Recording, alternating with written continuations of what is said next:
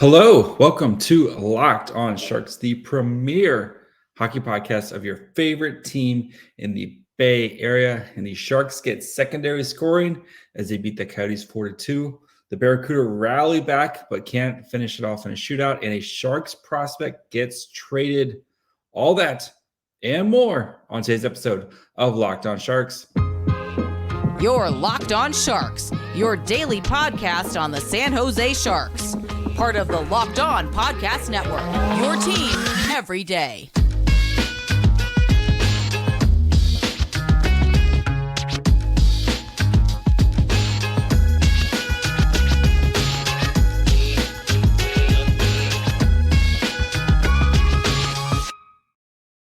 I'm your host, JD Young, contributor at Fear the Fin and San Jose Hockey Now. I want to thank you for making Locked On Sharks your first listen. We're free and available wherever you get podcasts. And of course, you can watch this on YouTube as well. And the Sharks win 4-2 in their first trip to Mullett Arena as they take down the Coyotes. And the big thing here is the Sharks finally get secondary scoring, getting goals from Jacob Megna, who gets his first of the year. Nico Sturm, has 10 goals this season. Matt Nieto and Kevin Labanc, not your normal Timo Myers, your Erik Karlssons, Tomas Hertls. The Sharks got secondary scoring. I know the Coyotes are a bad team, and the Sharks are also a bad team, but it's nice to see it. Erik Karlsson and Timo Meyer don't have to put on their cape every night for the Sharks to win games.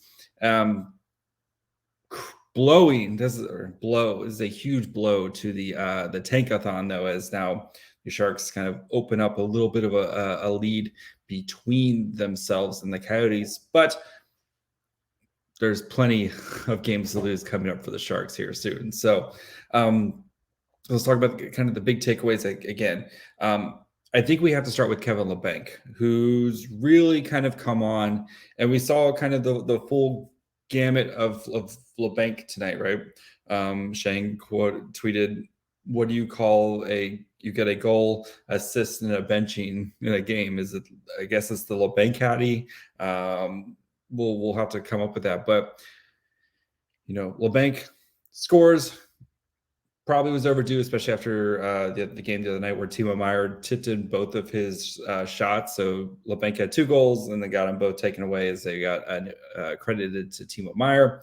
But you've seen Labanc really over the past, 10, 15, 20 games really find his footing, especially on this line with Hertl and Meyer. And the Sharks need him to find his form. They paid him a 4-year, $4.7 million deal or AAV deal. And he hasn't lived up to it so far, right? He kind of the first couple of years kind of struggled to find, saw him on the third line, really kind of struggled to find his place under Bob Bugner. Got hurt last year. He had 3 points in 19 games before he got hurt last year. And now it looks like we're starting to see kind of the old Kevin Labanc. Doug Wilson famously said, we need Kevin Labanc to be a 50, 60-point player. I don't know if Kevin Labanc's ever going to be a 50, 60-point player, but he's turning out to be a pretty good player and really kind of improving his stock. And you kind of another one of those players who under David Quinn, who's really kind of improving and kind of showing what they could actually be. So, but Labanc, he had kind of an up and down night, scored a goal, had an assist, but then gave up, didn't get back quick enough on the second goal by the Coyotes. And that was, a little kind of a mini breakaway there where, the Christian Fischer, kind of a nice little set play, good play by the Coyotes, great, nice little set play there, but the defense is kind of spread out. They're trying to cover their guys. Good job by them to, by the other forwards to really kind of stick to the walls and make the defenseman have to cover those guys. But as soon as Fischer takes off, Labanc needs to go with him. And we know Labanc does have some wheels. He can keep up, or at least make it interesting, right? Too late. And Fischer goes in, and poor Kappa Kakinen on a breakaway there, not much you can do. But credit to both Quinn and to Labanc there. Quinn sat Labanc for a couple shifts, was like, hey, we need you to be better. And he responded, right? Labanc, you saw it, especially in his own zone, that third period where the Sharks did a great job of pressing and kind of forechecking and making the Coyotes give up a lot of turnovers in their own zone. Could have been, instead of a 4-2 game, this could have been a lot uglier, where especially that first half of the third period where the Sharks really took control and basically spent, kind of camped in the Coyotes zone there. And if maybe got a little bit better puck luck, this game could have been 5-2, 6-2, et cetera, et cetera. But credit to Labanc, especially tonight, where you didn't get a goal from Timo Meier, you didn't get a goal from Tomas Hertl, you didn't get a goal from Couture, you didn't get a goal from Erik Karlsson. Labanc kind of stepped up among those secondary scoring guys, and I thought this was kind of good to see from Labanc, who's been playing much better. I wrote about in my Fear the Fin preview about Labanc, and we talked about on the midseason episode of he's really has been finding his footing on this team, and it's good to see him kind of respond to that coaching, right? But also to David Quinn to kind of trust his guy to get back out there and make it right. And that's maybe something now we wouldn't have seen from Bob Boughner, where he would have instantly either benched him or then put him down on the fourth line for the rest of the game. And, it has to be that kind of give and take of, okay, I'm going to bench you. I'm trying to hold you accountable, and Labanc said it felt like he was serving a lifetime sentence when he was having to sit on the bench there. And, I think he missed a couple shifts. So, it probably was 8, 9, 10 minutes of real time or whatever. But when you're sitting on the bench there, that probably does feel like an eternity, especially when you see your line mates go out and come back, and it's probably just itching for you to get back up there. So I thought both parties handled it well, right? Labanc came out, responded afterwards. But then again, with David Quinn trusting his guy to go out there and, kind of be a leader and play the right way. And that's something good to see. Again, David Quinn really starting to grow on me. I mean, I know this season is lost and the Sharks have had a lot of things not go their way and the goaltending and stuff, but you can see once the Sharks get a little bit more talent, I think the system is there, and they're going to have to do a lot of work, especially getting real players on the power play too, so that we don't, again, you're not having to kind of tax your top line, but having a more balanced power play when the Sharks have better players. And I think if getting mediocre goaltending, and I think you'll see this team potentially start to rise up over the next couple of years, especially as they inject more talent into the team. But again, starting to believe in David Quinn. I think he's learned from his mistakes with the Rangers, because you'd hear, how often was there a guy makes mistakes, he gets benched. And Labanc, of course, he's been around. He's 27. He's been the league for several years. It's crazy. He's almost through his third contract, right? His ELC got the 1-year one, and then the 4-year deal. He's on year 3 of his 4-year, which is kind of crazy. I remember us talking about when he signed his contract, but yes, it's, again, trusting your guys to go out there and, you send a message, but let them go out there and play and learn from that message. So before we get into how the lines looked, and then we're going to talk about the CUDA and Ozzy Wiesblatt getting traded. Let's go ahead, take a quick break, talk to you guys about our friends over at BetOnline. You guys know BetOnline is your number one source for all your betting info. They've got you covered right now with more odds and trends for every professional and amateur league out there. You have NFL playoffs this weekend. My poor Dolphins, it's going to be ugly. So if you want to make some money, the Bills might be a very, very nice way to go there. You also have basketball, you have college basketball, you have you have NBA. They got you covered for anything under the sun that you would like to bet on. If you love sports podcasts, which you do because you're listening to one right now, you can find those on BetOnline as well. The fastest and easiest way to get your betting info in. So head to the website today or use your mobile device to learn more. BetOnline, where the game starts.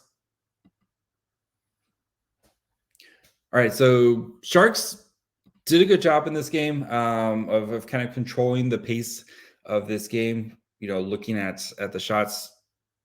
But the thing that kind of really impressed me was kind of seeing the penalty kill get back together.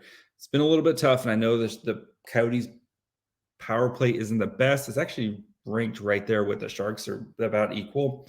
But the Sharks penalty kill has been having a rough stretch. December, they were ranked 24th.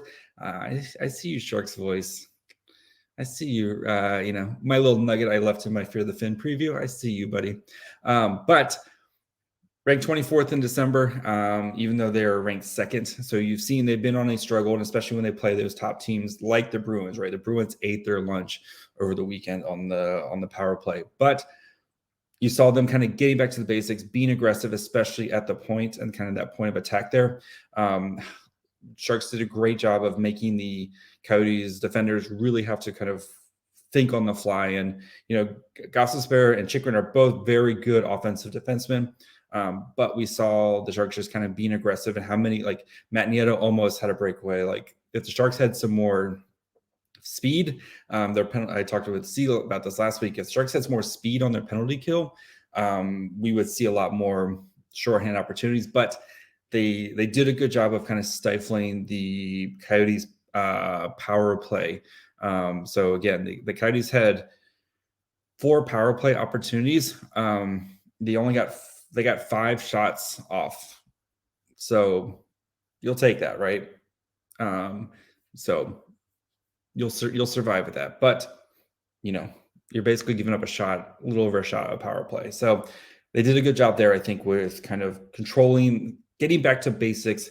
They're going to have their work cut out of them as kind of the month goes on, and they have this huge road trip. But it was good to see the Sharks penalty kill kind of find its game again again, I know the Coyotes are bad, but their power play has been kind of improving, and it's kind of ranked right there with the Sharks. So, but onto the forwards, or onto the numbers behind it. 5-on-5, Sharks 48-41 shot attempts. Actual shots was 31-21 in favor of the Sharks. Sharks dominated the high danger chances 12-4. Scoring chances 32-18. Expected goals for was 2.59 to 1.43. So again, Sharks offensively just kind of getting to the net and making life difficult for the Coyotes. And it's none of the forward lines kind of did. It was kind of more of a team effort there. None of them kind of stood out. The Labanc Hurdle Meyer line was okay tonight. They had 10 shot attempts and gave up 12. 6 shots for, 6 allowed. Did have 2 goals, gave up 1, so if you're in a plus minus. But they did get these 7 offensive zone starts, which is, again, those are your best players. Put them in a position to succeed there. Nieto, Couture, Barabanov, 9:34 time on ice, 10 shots for, gave up 7, 5-5 shots, 1 goal for, 1 goal allowed, and pretty spread out, mostly neutral zone starts for them. Lindblom, Lawrence, and Gadovich, 7:43, 10 shots for, gave up 7, actual shots and goals 5-3. And then Nico Sturm, Nick Bonino, and Mikey Eyssimont. So Eyssimont, I was really impressed with him tonight. I know he, had to get out there and fight somebody. Kind of do, good for him taking on Josh Brown, who's like 6 inches and 50 pounds bigger than him or whatever. But I liked his game a lot. He kind of adding that grit, but you can tell that there's some skill there too, right? If you're just a grit guy and that's it, like that doesn't do it for me. But kind of like Gadovich, right? Gadovich is a grit dude, but you can see the skill there too. And Osmieto, he almost scored tonight, had a breakaway chance, like kind of is filling that Luke Cunnin role without having to give up a 3rd-round pick or pay $2.5 million too. So going back to my Luke Cunnin trade was bad. Look, Michael Eyssimont, I know it's one game. We'll see how he does, but I thought he acquitted himself really well in his first game, especially still trying to build that chemistry with his line mates. And again, he's played 20 games or 21 games in the NHL now. Other than Nick Cicek, he's the least experienced player on the Sharks roster right now. Like, the Sharks have a lot of dudes who played a lot of games.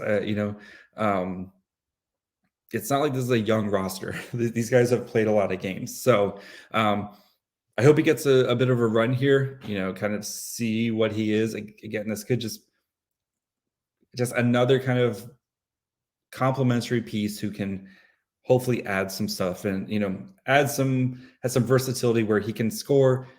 If you want the grit, he's got the grit. So I thought he was very impressive tonight. I really liked his game.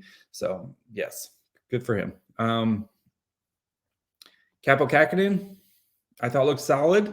Wasn't asked to do too much.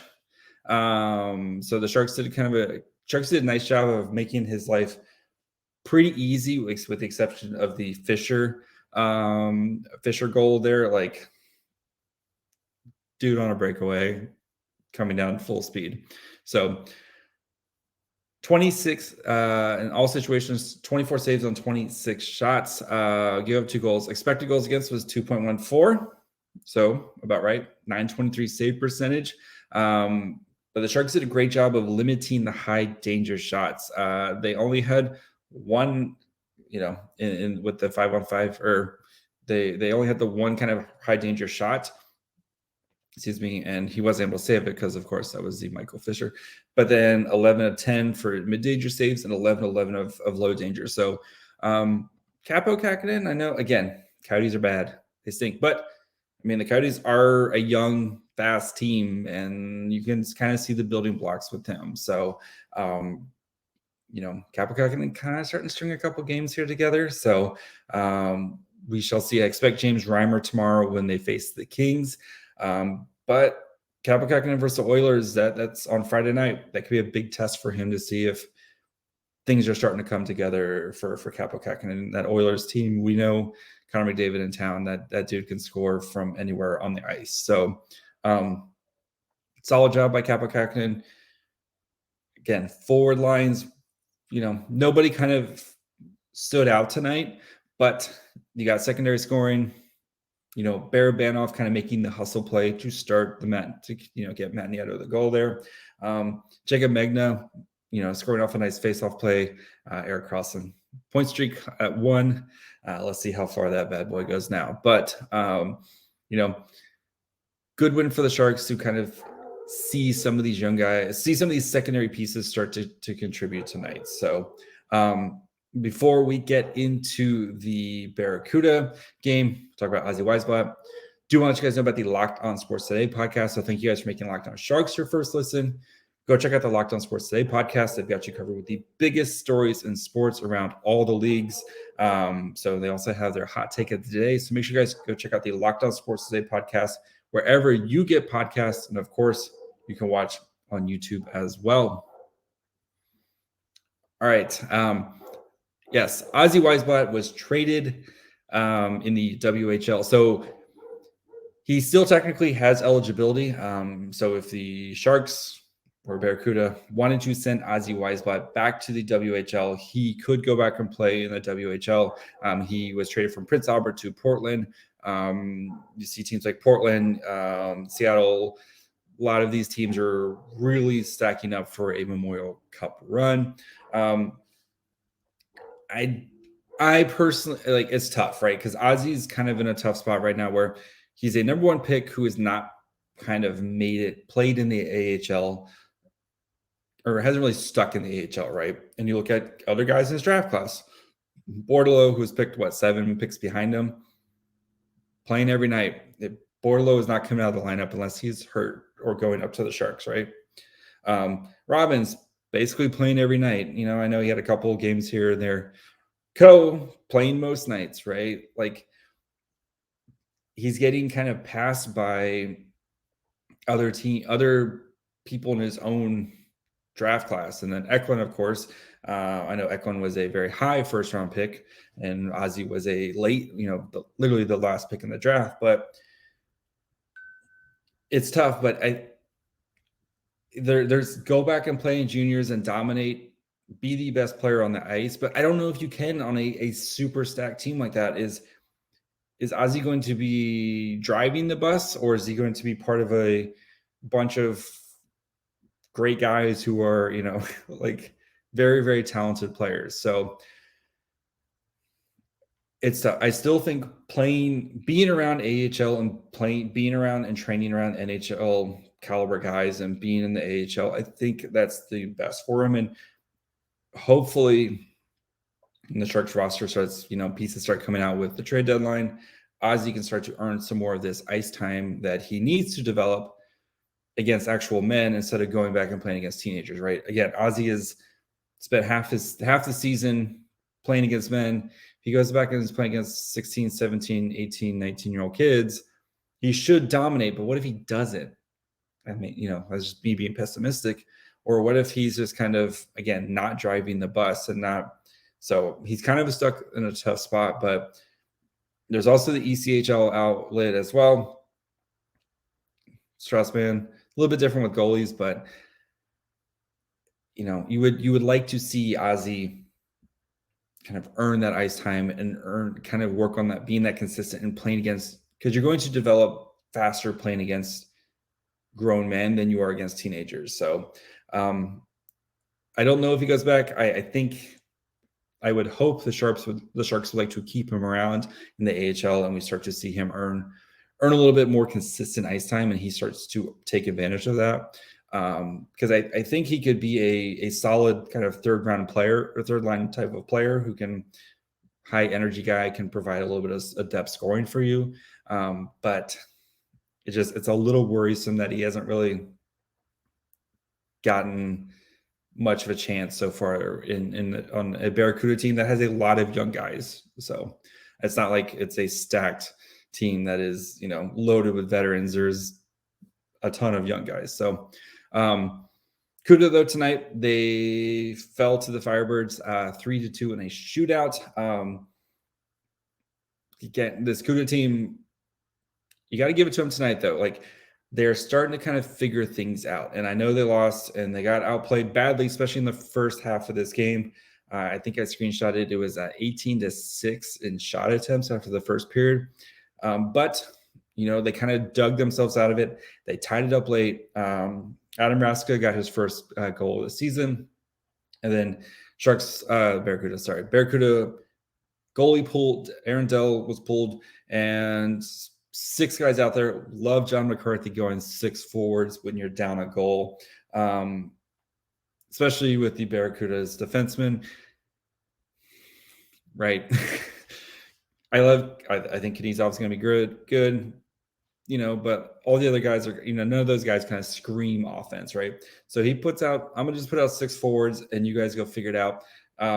Eklund to Bordeleau on the Bordeleau one-timer, Gushin streaking to the net, and Gushin's able to put it home. So love to see the 3 young guys there all working together to tie this thing up.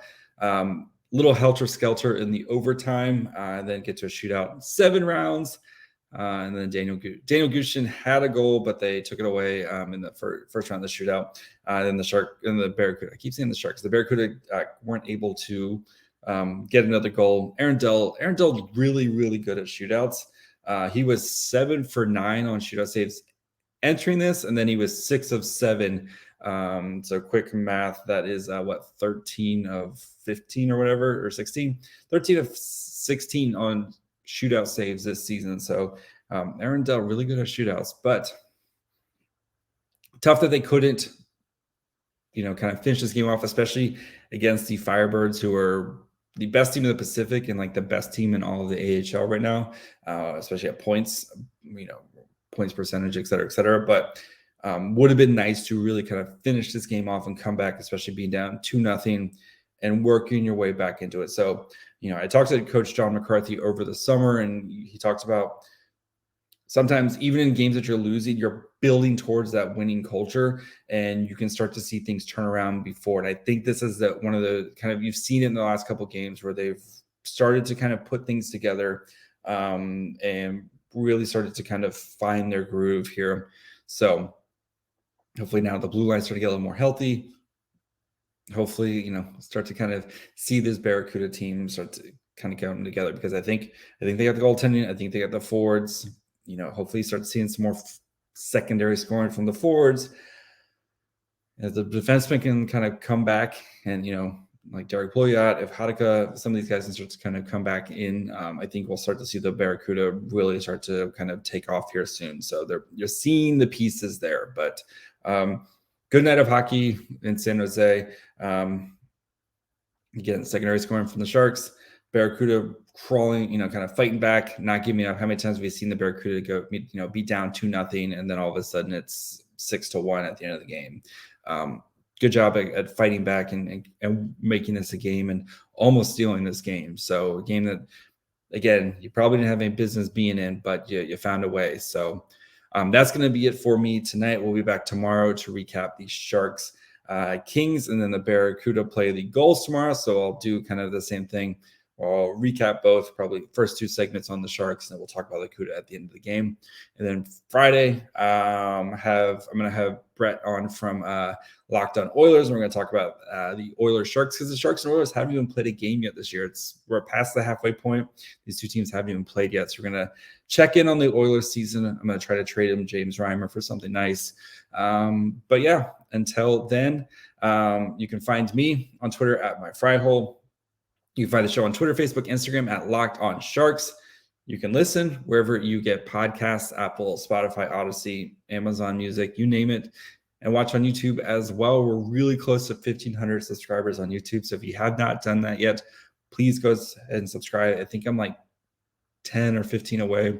So I would really appreciate that. And then until tomorrow, bye, friends.